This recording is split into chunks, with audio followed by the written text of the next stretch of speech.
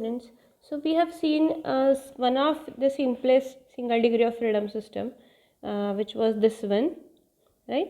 A bar which was mounted on a ground using two springs K1 and K2, and we have tried formulating a set of differential equations for this system.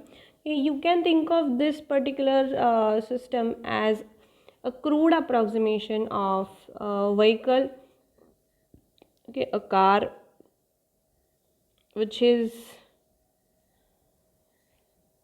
standing on a ground, or you can even think of it as a washing machine which is there on which is kept on a floor, or even any other machine, and you will be able to see that this is a very simplistic approximation of such system. Okay, and we are going to even see simpler than this one, okay, which will be having mass and spring blocks, and which will be representative of all 2 degree of freedom systems, the way we have done it for single degree of freedom systems, where we have taken out stiffnesses away from mass and have used explicit stiffness element for them which was not having any mass associated with it, and then we also have used explicit mass element which was not having any stiffness contribution.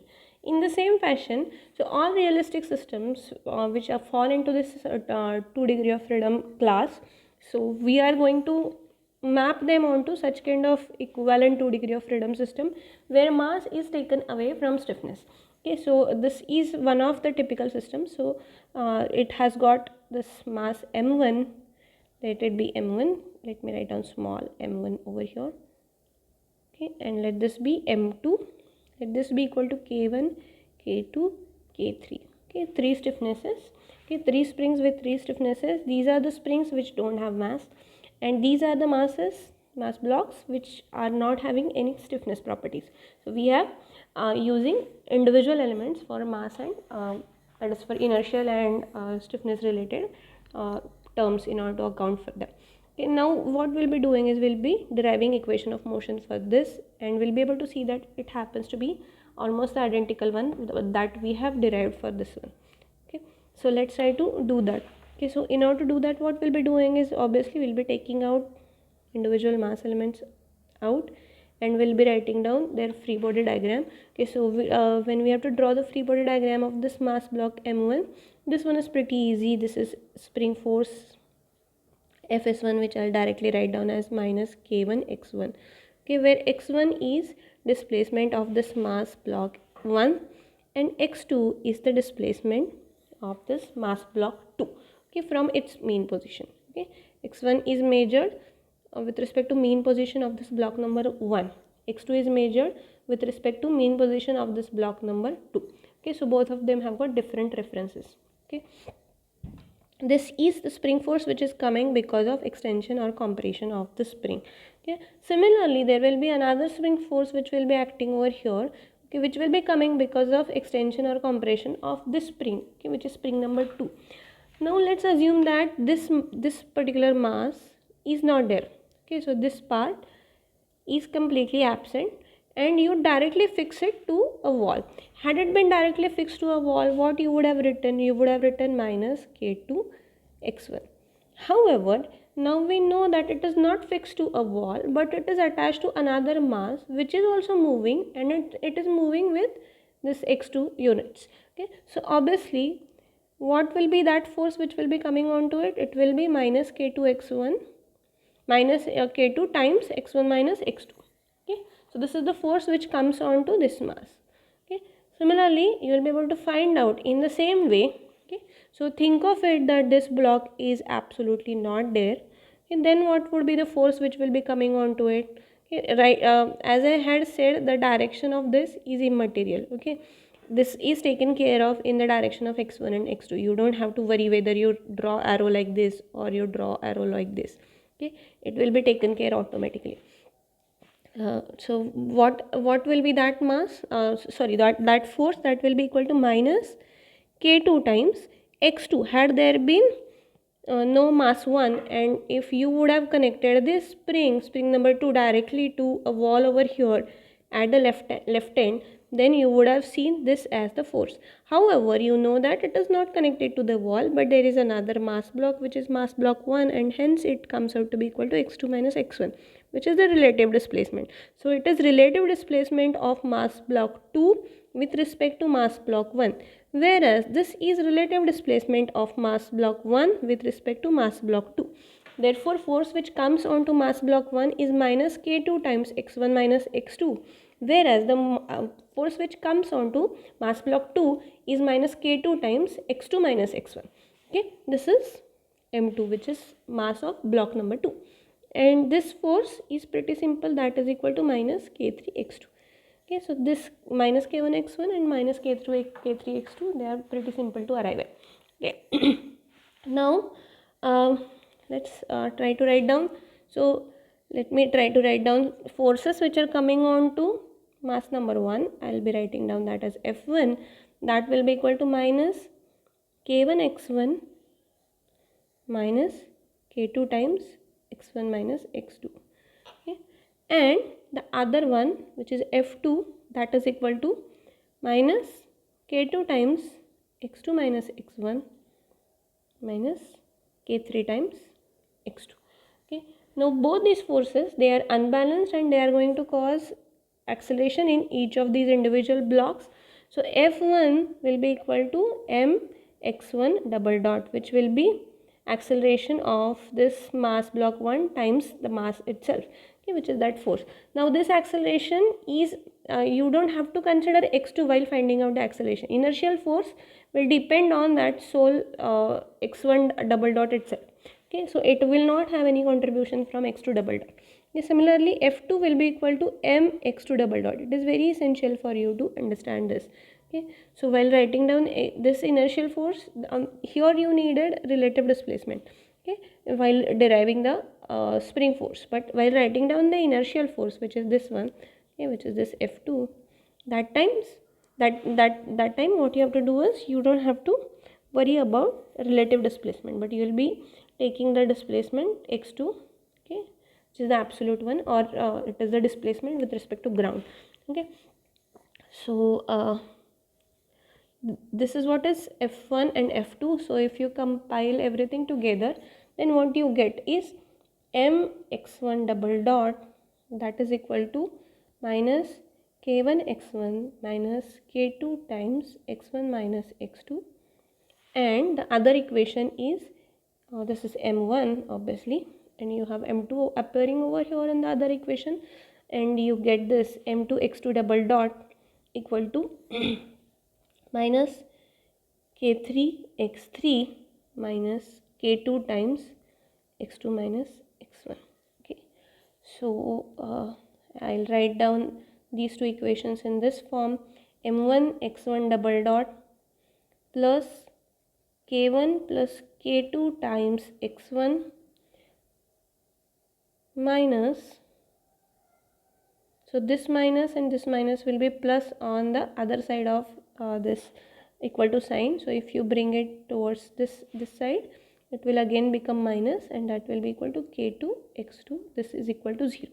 Okay, this is the result of this equation. Okay, and this equation will result into this one, m2 x2 double dot plus, let me write down, I should have written x2 here, I'm extremely sorry, there is no x3. Okay, so you have k2 plus k3 times x2 minus k2 x1, that is equal to 0. Okay, again I'll be rearranging these two equations in a matrix form. Okay, so if I write them in a matrix form, then what I get is m1 m2. Okay, in this equation there is no any contribution of x2 double dot, and hence you have 0 appearing over here, as inertia is decoupled, because you are assuming this particular system. So in this system you don't have inertia coupling, but you have stiffness coupling. Okay, so static coupling. So this is a very typical static coupling case. And if you try to see to it in the other side, so what you get over here is K1 plus K2 minus K2 minus K2, and here you have K2 plus K3, and this is x1 x2, a displacement vector that comes out to be equal to 0 0. And this is a very typical single degree of two degree of freedom systems differential equation, set of differential equations. Okay, so you have two differential equations. Okay, each one of them is of second order, that is the highest order of derivative which is appearing in this is second order. Okay, and each one of them is ordinary differential equation. However, both these equations are coupled in nature, and that coupling comes from K2, okay, which is the spring, intermediate spring, which is sitting over here, that is responsible for coupling of the system. Okay, and if you see to the form of this set of equations that we have derived, it is exactly identical to what we have seen previously, which is this one, right? So this is the coupling term which is coming over here, which is equivalent to minus k2, which is appearing in our equations, and this is k1 plus k2, and this is k2 plus k3. Okay, and you don't have coupling in this inertia matrix. Okay, this mass matrix, that is these inertial terms are decoupled, and zeros are sitting over here, and you will be able to see that this is mass 1 and this is mass 2. Okay, so mass 2 is you need not have mass which will look exactly like that mass block that we have drawn. Okay, so because that is an equivalent representation, in actual practice it will represent something else. So if you see over here, it represents angular moment of inertia. Yeah. So mass moment of inertia is something that this mass is representing. Okay, so because this equation itself, okay, that is equilibrium equation of the torque. Okay, so you are writing down equilibrium of the torque. Okay, this is equilibrium of this force equilibrium, and this is torque equilibrium, moment equilibrium.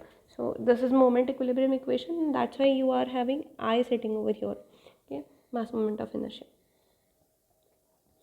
Now as I just now told you that in actual practice this both m1 and m2 can represent anything. Similarly, k1 and k2 can physically look something different. Okay, that k1, k2, k3, they will not be springs like this. Okay, so even you can think of it as this is called as a coupled pendulum. Okay, where it is hinged over here. So these are two pendulums, so either you can draw it this way or even in this fashion you can draw. Okay, this is a coupled pendulum or double pendulum. It's not coupled pendulum, it's a double pendulum. Okay, so coupled pendulum will be like this. Okay, so this is a 2 degree of freedom system, this is also a 2 degree of freedom system.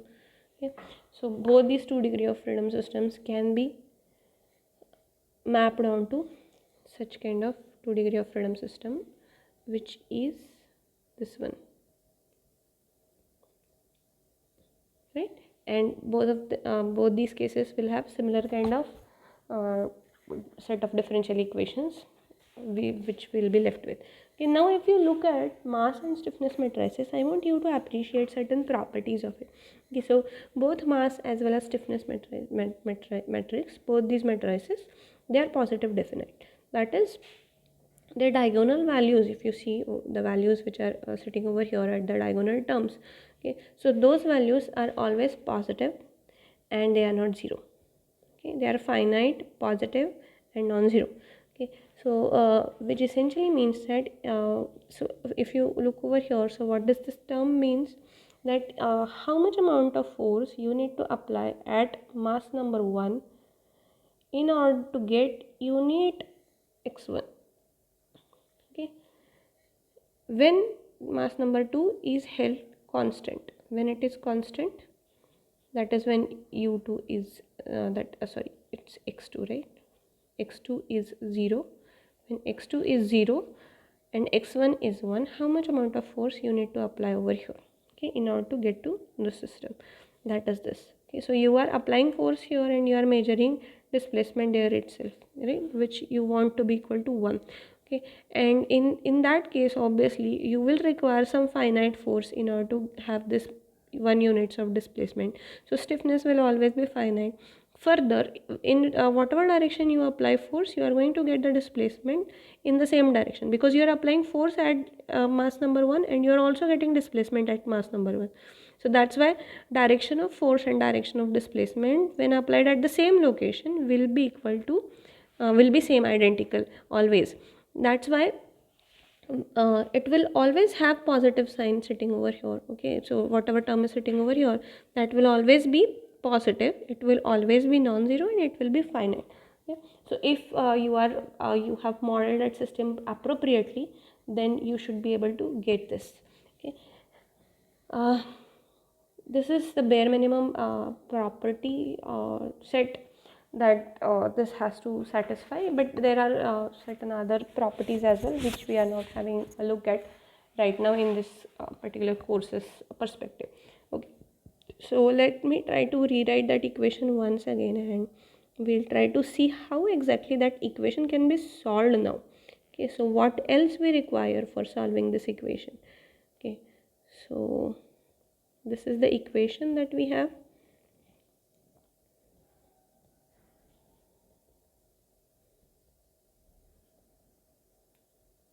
Here we have k2 plus k3.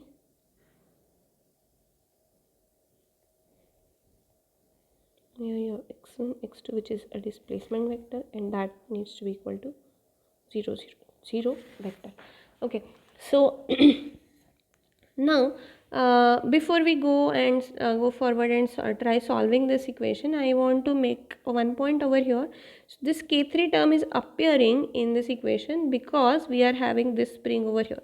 Okay. There can be another equivalent system, okay, which is again having mass and stiffness elements separated out and is still a 2 degree of freedom system, and that can be thought of like this. Okay, if this is the system, then K3 will not be coming over here, K3 will go. Okay, K3 is coming in this picture because you are assuming that another spring is attached between this mass M2 and a fixed support. Okay. However, you can even get rid of this K3 and still the system will be a 2 degree of freedom system. Okay, so you can either have K3 over here or you may not have it.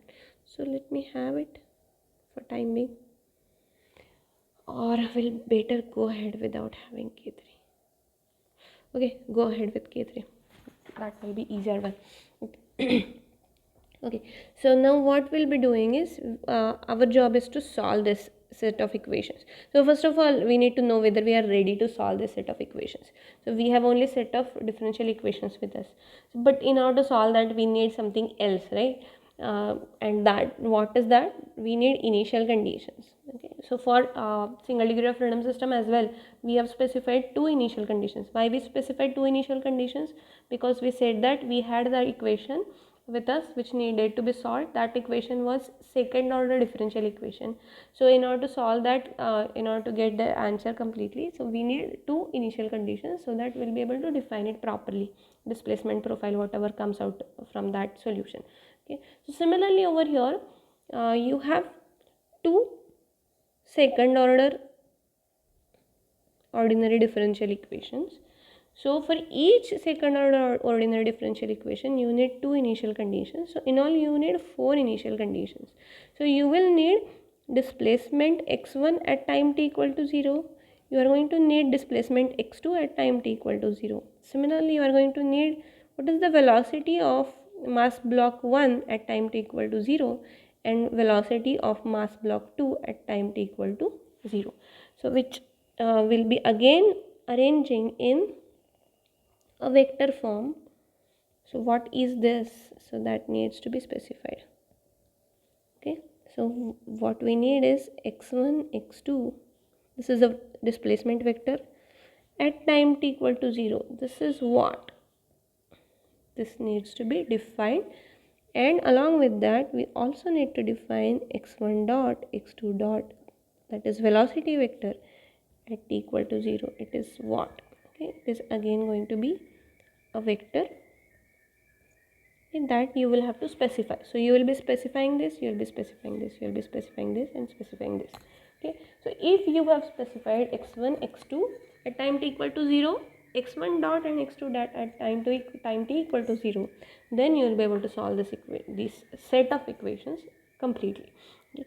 So how to do that we are going to see now. Okay, so let's revisit that equation set once again. So we are writing down those equations again and again. So that will kind of ensure that you by heart all those equations. So this is inertial term. Now the stiffness term, which is k1 plus k2 minus k2 minus k2, and here you are having k1 plus it's k2 plus k3, and displacement vector 0 0, subjected to initial conditions x1 0, x2 0 and x1 dot 0, x2 dot 0. Okay, so this is specified at time t equal to 0. Now how do you solve it? Okay, so in order to solve it, what we do is we make certain assumptions. So why do we make that assumption? That may not be clear right now. You may feel that it's pretty weird, but it will be clear very soon. Okay, so what we are doing right now is we are making an assumption that both x1 and x2 are harmonic. Okay, so let me try to find out whether at all harmonic solution exists for x1 and x2. Okay, whether can I have x1 as harmonic function and x2 as harmonic function. I further assume that x1 and x2 are harmonic with the same circular frequency and they are in phase. That is, we are enforcing a synchronous motion, which essentially means that whenever x1 is going to cross the mean position, x2 is also going to cross the mean position. So let me assume that x1 is looking like this. Then I will assume that x2 is also like this with a different amplitude but identical frequency and crossing the mean position at the same time. There is no any phase difference between them. Their angular velocity, their omegas, which are circular frequencies, they are identical. So only difference between them is the amplitude. Okay, at the max, what can happen is that you are going to see once we solve. So at the max that can happen is they are exactly out of phase. That is, this can happen. Okay, so this comes out to be the solution and we will be able to see to it. But initially we'll go ahead with this assumption, okay, that both of them are in phase. Okay, so x1 as well as x2, both of them are crossing mean position simultaneously. Okay, so what I'll say is that x1 is equal to capital X1, which is its amplitude, times cosine omega t minus or plus phi, whatever you want to say. Write down minus phi because that's what we have been writing down. And x2 is also equal to capital X2 cosine of omega t minus phi. Whether such kind of solution would ever exist, can we have such solution for this system? Okay, so if at all we have to have that, then are there any conditions on omega x1 x2 or phi? So let's try to have a look at that. Okay, so let's try to see to it. Okay, so we have assumed a form of x1 which is equal to capital X1 cosine omega t minus phi, and x2 is equal to capital X2 and same time function. So time variation of both these functions is identical. only amplitudes are different. Now I'll be putting it in the differential equation, and we are going to get this 0 m1 0 0 m2. Now I'll be differentiating this twice with respect to time, so that will I'll be left with minus omega square into capital X1. Here I'll get capital X2 and cosine omega t minus phi. Okay, this is acceleration vector, which is x1 double dot x2 double dot, which is nothing but x1 rather it is minus omega square x1 cosine of omega t minus phi, and the other term is minus omega square x2 cosine omega t minus phi, right? So I am putting this thing over here. Okay, so I am replacing that acceleration vector by aforementioned set of terms. Okay, so we are done with writing down this acceleration term, and now I'll also be writing down this stiffness part, which is k1 plus k2 minus k2 minus k2 k1 plus k3 times, you again have this x1 sitting over here, x2 sitting over here, and cosine omega t minus phi, and this entire stuff should be equal to a zero vector. Alright, so this is what is a set of equations that we have obtained. Okay, now I'll take few things common from it and I'll write it down in this way: k1 plus k2 minus k2 minus k2 k1 plus k3 times x1 x2 minus omega square times m1 0 0 m2 times x1 x2. This whole set multiplied by cosine of omega t minus phi should be equal to 0 0. Okay, it has to be true for all time instances. So for any chosen value of time, this set of equations should be equal to 0. That is, this set of equations should be satisfied. So left hand side should always be equal to 0. So if it has to happen, then obviously, so whatever I have written over here in the bracket, that should be equal to 0, because this term will not be 0 always, unless omega itself is 0 and phi is also 0. So in that case only it will be 0 always, which we don't want, obviously, right? So omega 0 is a static solution and we are not interested in that as of now. So we'll that's a trivial solution, and we'll try to see to it what happens when we have non-trivial solution. So what we are left with is this, which is that which is in that bracket,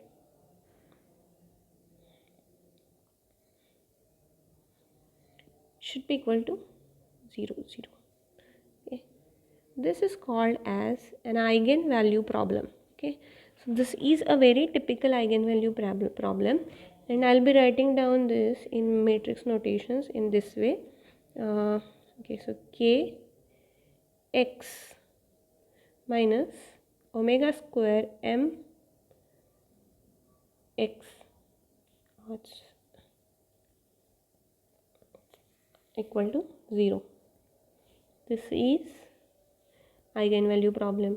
You might have come across this in your mathematics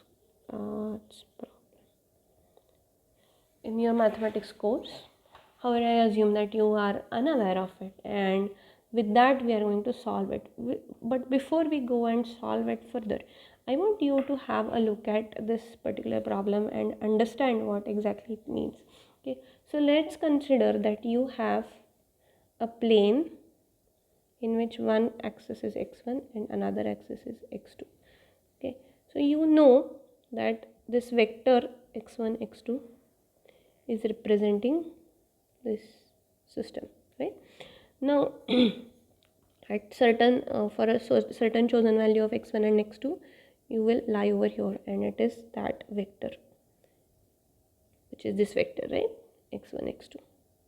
If you pre-multiply by k to it, okay, so what happens is that this particular vector gets rotated and also gets scaled up depending on what k is.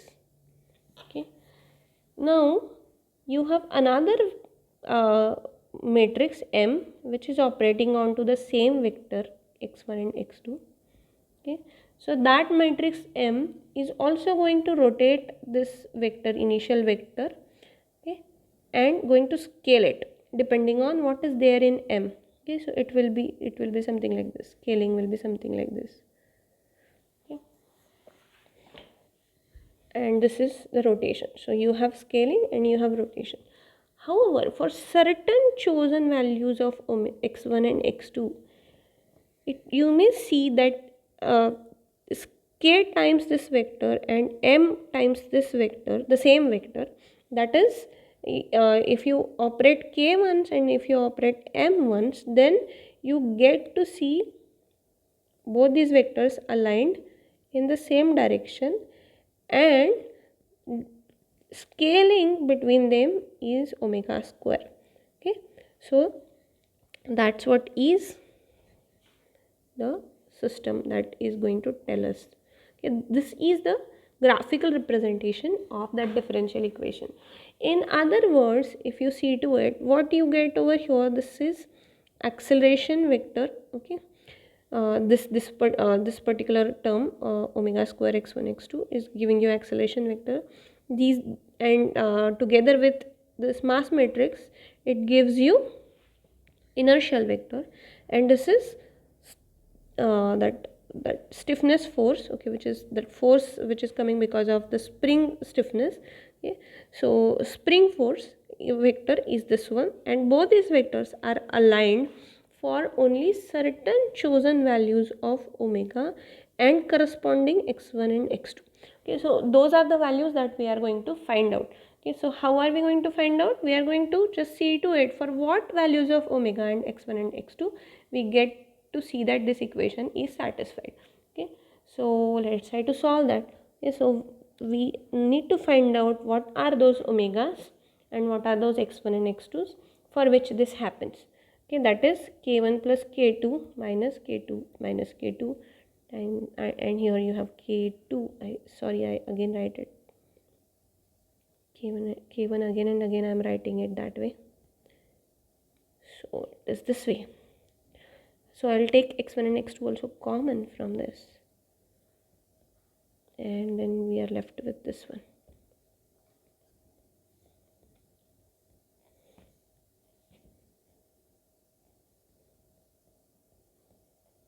This needs to be equal to 0. This will be 0 when determinant of this is equal to 0.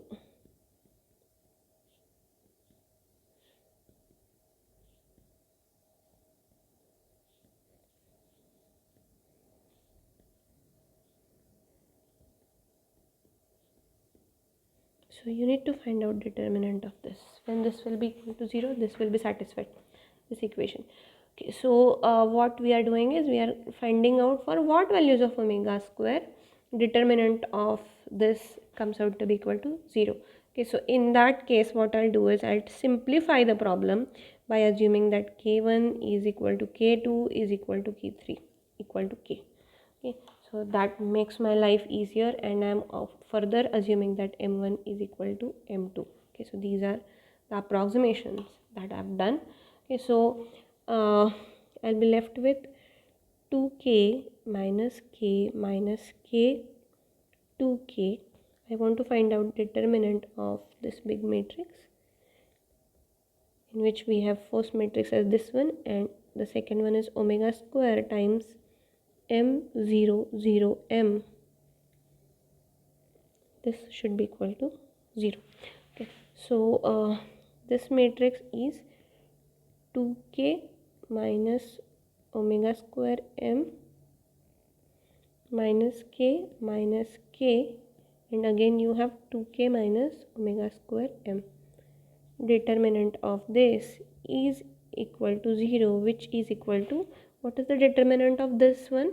That is equal to 2k minus omega square m square minus k square, which is equal to 4k square plus omega raised to 4 m square minus 2 times 2k times omega square m,